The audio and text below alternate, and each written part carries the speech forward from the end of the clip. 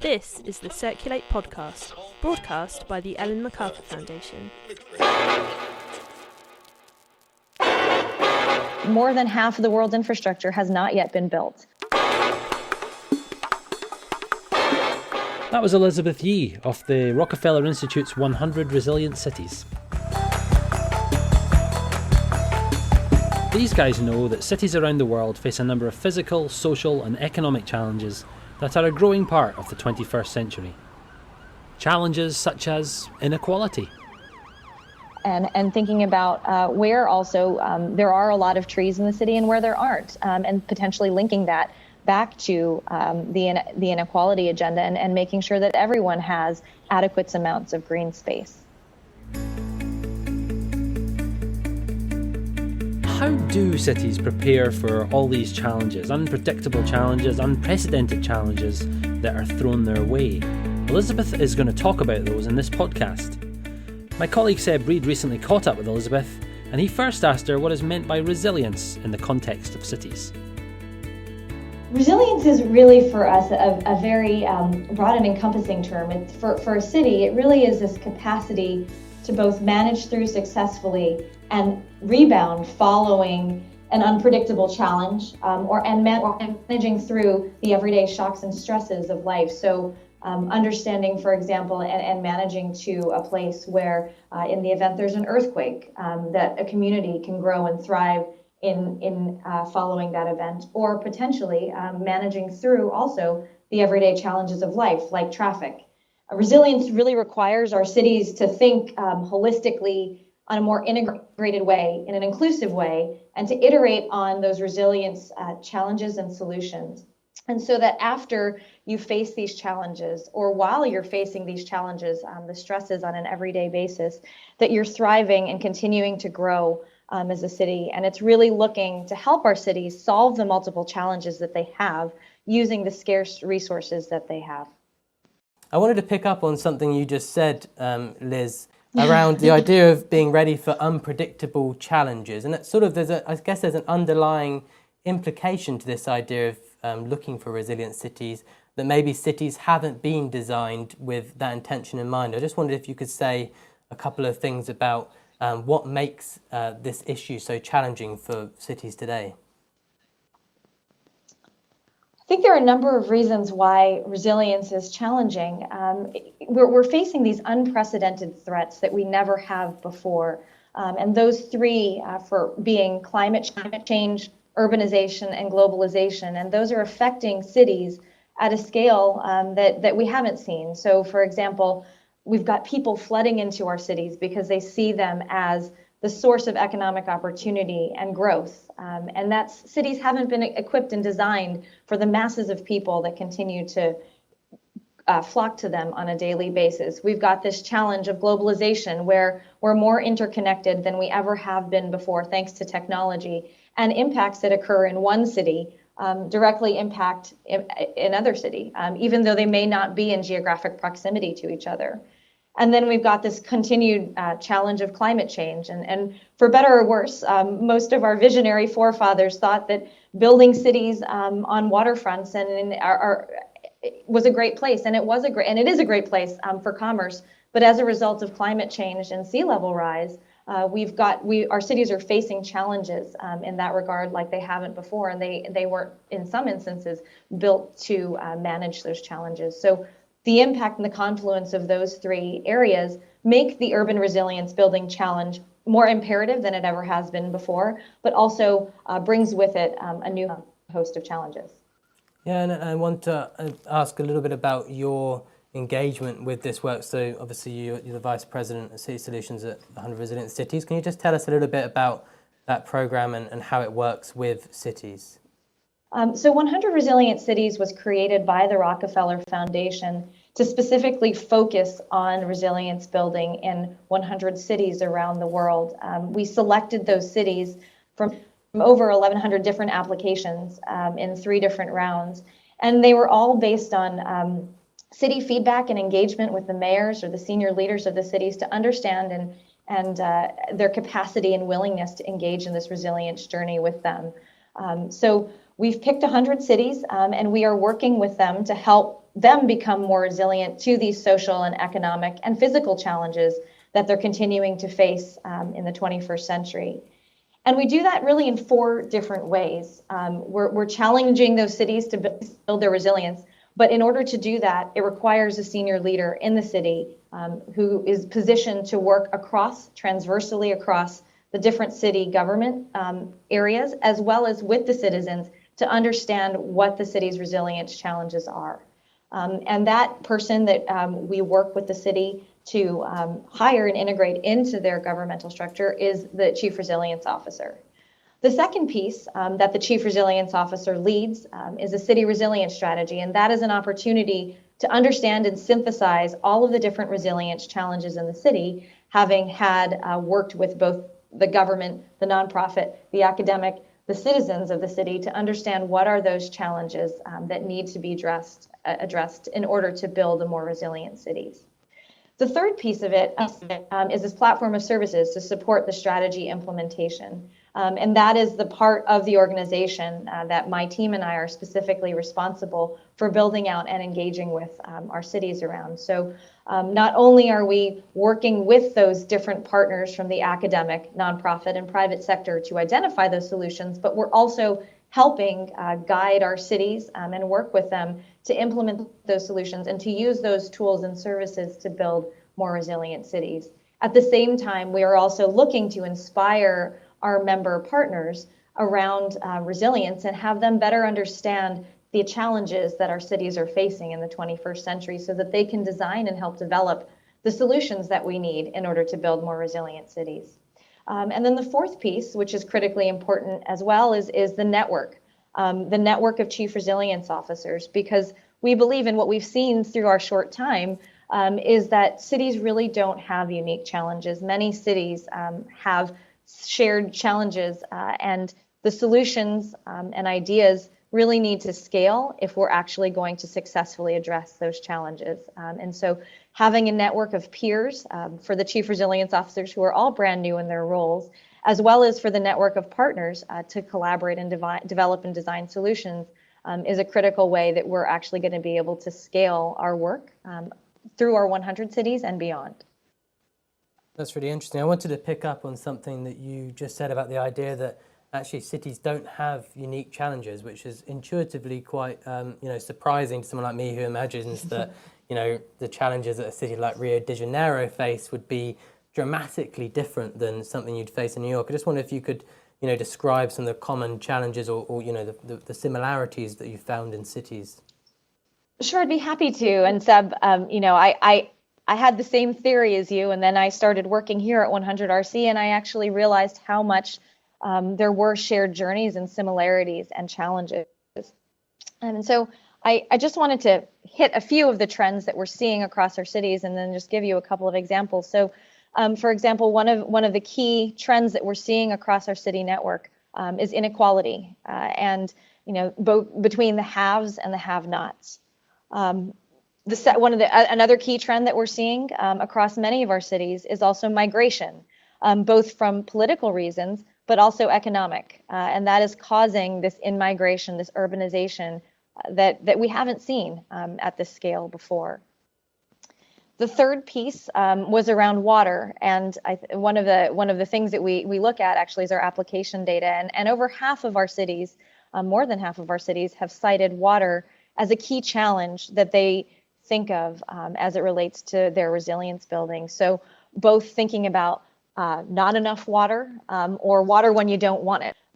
And then the last piece is around infrastructure. More than half of the world's infrastructure has not yet been built. And that is a challenge and a concern for many of our cities as we think about how to design and what infrastructure we need in order to manage these growing cities that are also susceptible to climate change. So these key trends transcend all cities. They are not limited to just one or two. For example, our cities of Melbourne, Boulder, and Durban are all thinking about biodiversity and thinking about how potentially urban forest and tree canopy can actually help build their resilience, not just from a aesthetic scale, but also thinking about reducing urban heat island, about thinking about managing stormwater, and thinking about where also there are a lot of trees in the city and where there aren't, and potentially linking that back to the inequality agenda, and making sure that everyone has adequate amounts of green space. Circulate is the source for the latest news and insight on the circular economy. Find out more at circulatenews.org. Thank you, Sarah. But let's go back to Elizabeth Yee. She's told us there are key trends that transcend all cities: inequality, migration, urbanisation, water, infrastructure. So Seb asked her, how do they measure or judge resilience in cities? Sure, I'm happy to talk about, and the way that I kind of read that question is, how do we measure resilience in cities, and what is the role of the Chief Resilience Officer? So I'll answer both of those questions.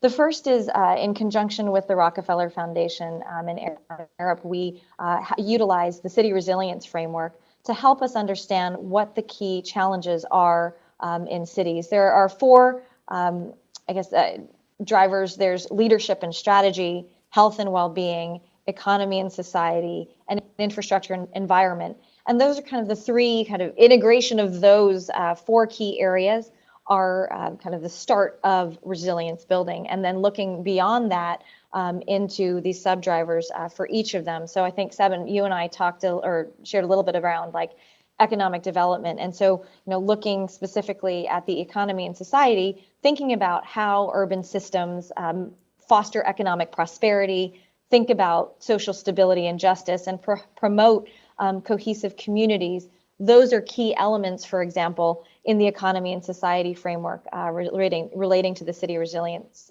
framework. But not just looking at those in a silo. Looking at, for example, how fostering economic prosperity actually integrates across the diagram, across our city resilience framework, with ensuring long-term and integrated planning, because you can't have one without the other. And thinking about and using that city resilience framework to understand where the city is in terms of its resilience. In terms of measurement, we are actively working on the City Resilience Index, which we are sharing with several of our member cities to understand and measure what resilience looks like in their community, and what over time, how that resilience building grows and changes. So that is currently something that's underway that we're working with them on.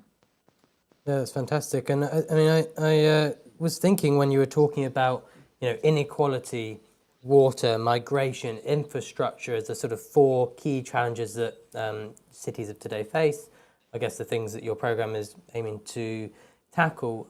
It seems to me it's somewhat political, and the politics of a city must play a significant role in how this plays out. How do you sort of manage that slightly tricky area, shall we say, when it comes to thinking about long-term and resilience, trying not to mention the US election?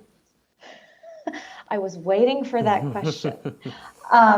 So we are very much, I guess I'll start from the beginning. I mean, when we select a city, we very much work with the mayor and the senior leadership of the city to understand their commitment and willingness to build resilience in their cities. Because honestly, we're not giving them money. We're actually asking them to change the way that they do work and build a more resilient city by working more transversally across their organization and with citizens in their communities. And so making sure that the senior leadership of the city is on board and ready for that challenge and excited to do it and to carry it forward. And making sure as well that they nominate and integrate this Chief Resilience Officer into their everyday working structure, so that the Chief Resilience Officer can help advance that resilience building work in the city. For example, I think one of the interesting and great examples of how cities are truly integrating resilience into their everyday lives is actually an example from our city of New Orleans, where they have a resilience review committee look at the major capital expenditures that they're making and any projects that the city is doing to understand how this is actually contributing to the resilience building of the city. And that is, one way that senior leadership can help integrate and influence resilience into their communities. Right, and I suppose to move on to another, one of those slightly trickier subjects. I mean, your background is in finance.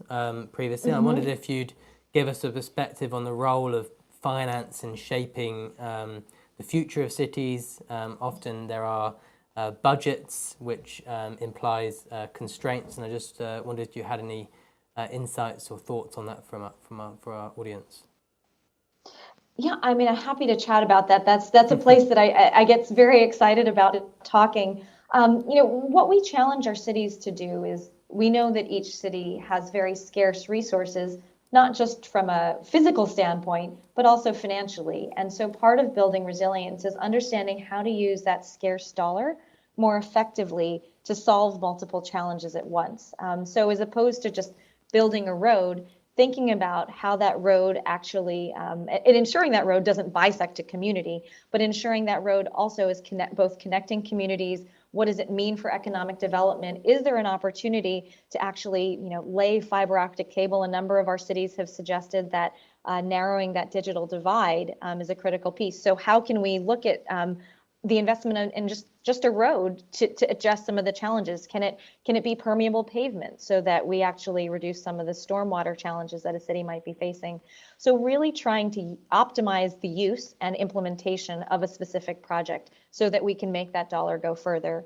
At the moment, we've also created something called the 10% pledge, which many of our cities, I think about 28 or 29 cities have signed on to this 10% resilience challenge, where the mayor has committed that 10% of their annual budget will be dedicated to resilience building projects. So we see money moving towards resilience projects.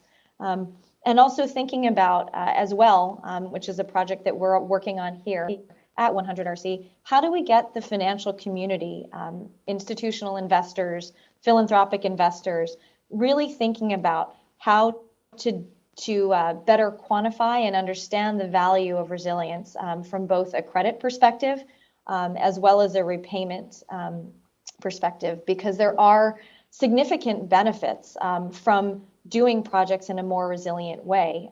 It could potentially improve a city's creditworthiness because, for example, it might be a city that's very susceptible to sea level rise. But if that city, for example, better integrated parks and looked at potentially some biodiversity solutions and other ways, as opposed to just potentially building a seawall, looking at all of these other different ways that a city can actually address some of the stormwater challenges or flooding challenges that it may face. By integrating the community, by providing more access to people, by connecting communities, that in turn could have the impact of increasing economic development along a waterfront, which in turn increases revenue, which in turn increases the city's budget, which then ultimately accrues positively to a city's credit profile. So thinking about all these different aspects of resilience and how it very much integrates with finance and getting these projects done is critical.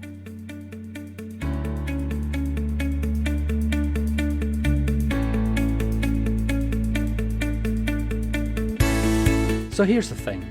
Elizabeth Yee was speaking to us during the 2016 Disruptive Innovation Festival, an online festival looking at the changing state of the economy. You can find out more about the festival at thinkdiff.co, but for now you should know that this interview was originally broadcast as a video. I'm just warning you in case Elizabeth makes any reference to things the viewer might be able to see. So don't disappear just yet. Elizabeth has success stories to drop on us, and keep listening to find out why Elizabeth thinks cities are the key to the future.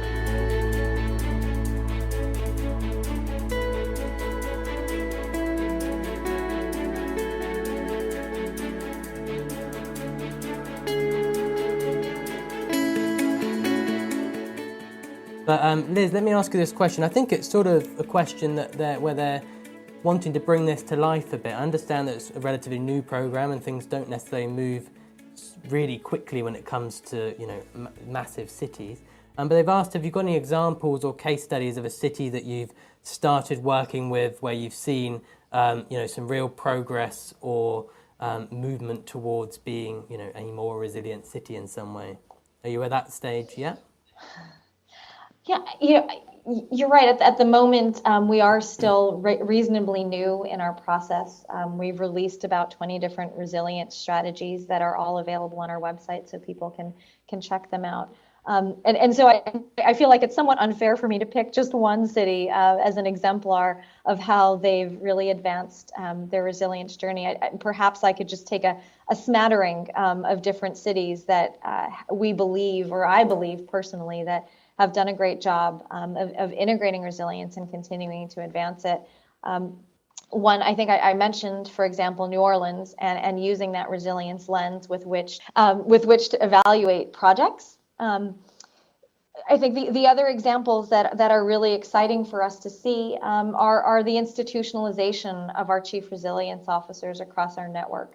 And thinking about, for example, in Da Nang, Vietnam, where I just was a couple of weeks ago, seeing that there's a huge commitment to resilience, that this chief resilience officer will continue in their role and continue advancing the resilience strategy and initiatives that Da Nang in Vietnam has identified as key things that they need to focus on to build more resilient cities. Great, thanks for that response. I wanted to get your viewpoint on how the work of resilient cities sort of overlaps with other trends that we're seeing around cities. So a theme at the DIF and a term that's becoming a bit more common is this idea of regenerative cities. There's an initiative that the MacArthur Foundation has launched called Circular Cities, focused on circular economy. How do you see resilience playing into those factors, if at all? I see it a lot. And the circular economy in particular is something that we've had several of our chief resilience officers really think about. In particular, I know Pittsburgh has been one that's been thinking very much about the circular economy and how to integrate that into their resilience building efforts. So, for example, just thinking more myopically, if you will, about the circular economy, one of the challenges that we're trying to work through in our city of Amman in Jordan is waste. And using that lens of, okay, here are the waste challenges in Amman. How do we manage through them? What is the infrastructure we need to build? What is the opportunity potentially to create a circular economy around waste? And that's in its very early infancy, but it's something that I think we need to think about as an element of resilience building in our cities. I think this sort of harks back a little bit to some of the things we were discussing earlier, and it's a question that says, how do you get buy-in from governments and cities that are particularly resistant to certain ideas? And the example in this question was actually climate change. So I'd be interested to get your thoughts on some of those challenges. I think it's really an interesting one, and it's a very fair point. And to me, there's kind of two stories that I'd like to tell. One of them I think is alignment with the national government. And I know, for example, I spent a lot of time with the city of Sydney, maybe it was about a year ago, and talking to Lord Mayor Moore, and thinking about her agenda and thinking about how it aligns in some instances. In some instances, it might be different from the Australian national agenda as it relates to climate change, and thinking about how we actually bring those two pieces together in order to allow Sydney and our other cities who may have maybe sort of trying to advance an agenda that might be not consistent with the rest of the population, enabling them to do the great work that they need in order to build resilient cities. I think we've seen a change in some of our cities who are very focused on climate change and thinking about solely thinking about climate change, for example, and then thinking about how you need to actually pivot that example and not just thinking about climate change, but also thinking about how it affects the most vulnerable people. For example, because most of the vulnerable people can be living in most of the sort of climate susceptible areas. So on the riverfronts, on hillsides, and really thinking about the integration of climate change and some of these other pressing city priorities that need to be addressed. And working together on those, because perhaps other stakeholders might think, housing is the big agenda, and other people might think climate change is the big agenda. And thinking about how do you actually marry those two together to develop the solutions that need to happen in order to build the city's resilience. And yeah, to talk about big agendas, we've had a question in about smart cities. Personally, I find the idea of a smart city to be a bit of an oxymoron. And I've lived on a small island all my life. You never hear anything about smart islands.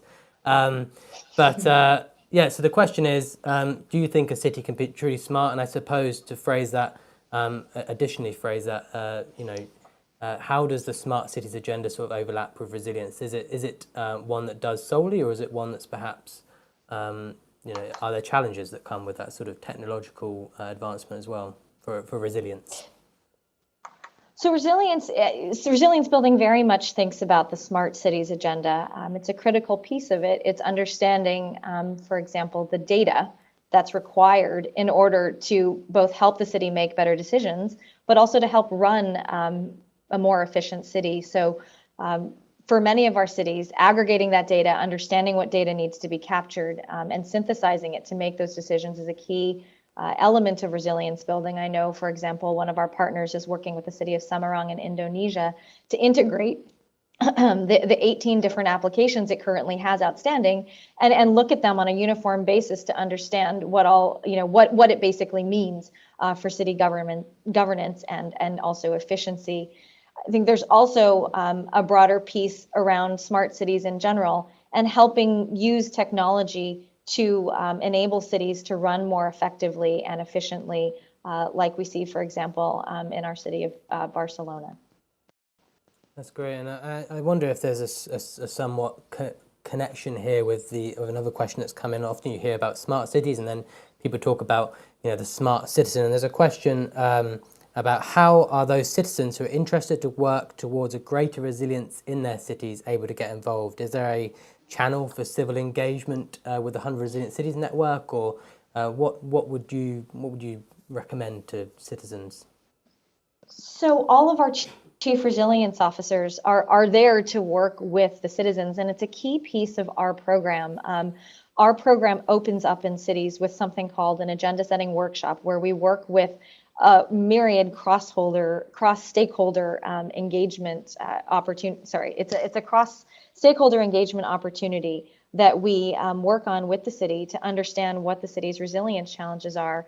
And for example, in our city of Boston, our chief resilience officer, Atia Martin, spent time, if you know Boston, on the T and on the buses to understand from citizens locally what are those resilience challenges that we as Bostonians need to address. And for example, in Norfolk, Virginia, one of the things that we did was we actually did a Retain Your Rain workshop because the city is very susceptible to stormwater and rainwater management challenges. And we worked with local citizens to get out there and design big buckets or cisterns that they could put in their community to help retain the rain and reduce some of the challenges that the stormwater system in Norfolk would otherwise have. So there are many opportunities in all of the resilience initiatives and also through our process for citizens to get involved. Someone's asked, there are several frameworks around this idea of building a resilient city, and they mention C40 cities. I wonder if you could talk a little bit about what makes your one stand out in your view, or maybe talk about some of the commonalities or differences between these initiatives. Are they all complementary, or is the 100 Resilient Cities Network the one to do it all, as it were?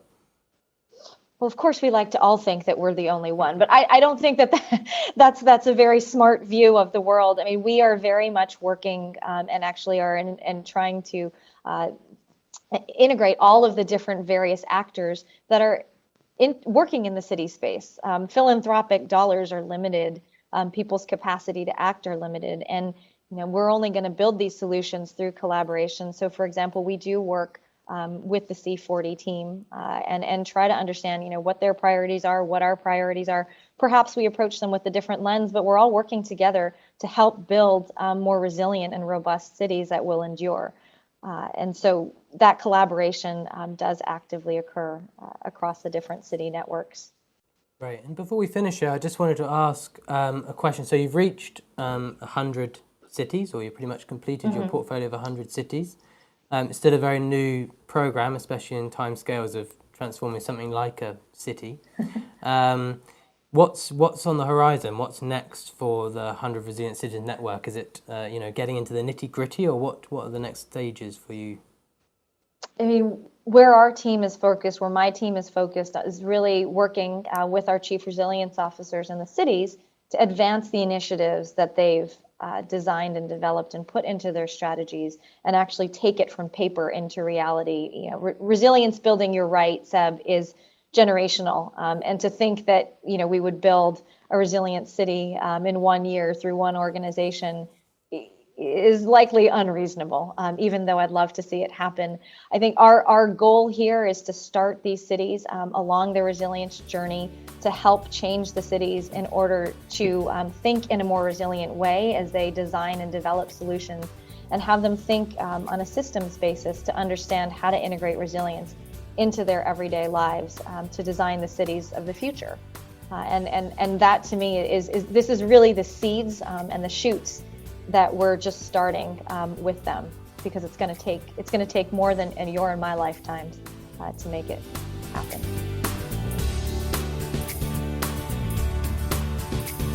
You are listening to Elizabeth Yee of the 100 Resilient Cities programme. She was in conversation with Seb Reed, who's an author at Circulate News. Circulate News is the source for the latest news and insight on the circular economy. Find out more about Circulate and our podcast series at circulatenews.org. Listen out for more Circulate podcasts. We're building up quite a catalogue, covering cities, energy issues, transportation, resources, economics, and, well, lots more. Next time on the Circulate podcast. The thing that we love about the circular economy is it's that nexus of doing good, feeling good about what we're doing, but also fully supporting the driving the core objectives of the business and making money for the company. That was Jim Miller of Google, who talks to us about the circular economy, machine learning, self-driving cars, and much, much more. Thanks for listening, and don't miss the next episode of the Circulate podcast.